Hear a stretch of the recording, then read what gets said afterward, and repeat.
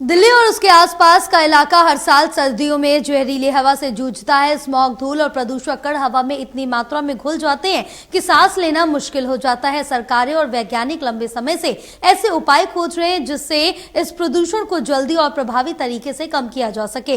इन्हीं उपायों में एक है क्लाउड सीडिंग टेक्नोलॉजी, जो आर्टिफिशियल बरसात कराकर हवा को साफ करने में मदद करती है।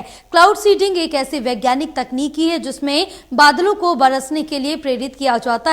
सामान्य तौर पर बारिश तभी होती है जब बादलों में मौजूद जल वाष्प पर्याप्त ठंडक पाकर पानी की बूंदों या बर्फ के क्रिस्टलों में बदल जाता है। लेकिन जब वातावरण में ये प्रक्रिया स्वाभाविक रूप से नहीं हो पाती, तब वैज्ञानिक इसमें दखल देते हैं। क्लाउड सीडिंग में हवाई जहाज या रॉकेट के जरिए सिल्वर आयोडाइड, सोडियम क्लोराइड या ड्राई आइस जैसे कण बादलों में छोड़े जाते हैं। ये कण नमी को आकर्षित करते हैं और बूंदों को आसपास में जोड़कर बारिश की संभावना बढ़ा देती है।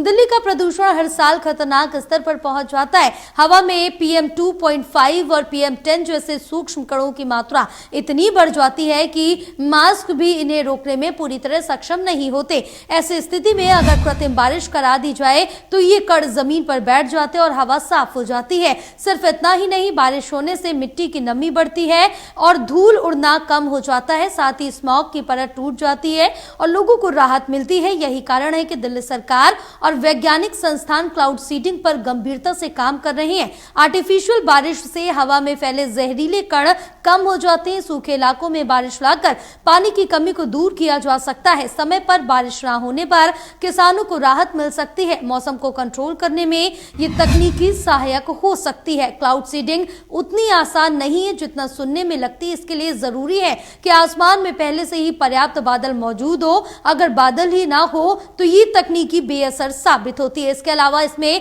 इस्तेमाल होने वाले रसायनों के पर्यावरण और सेहत पर असर को लेकर भी बहस जारी है। साथ ही ये तकनीकी काफी महंगी है, इसलिए इसे बड़े पैमाने पर लागू करना चुनौतीपूर्ण है।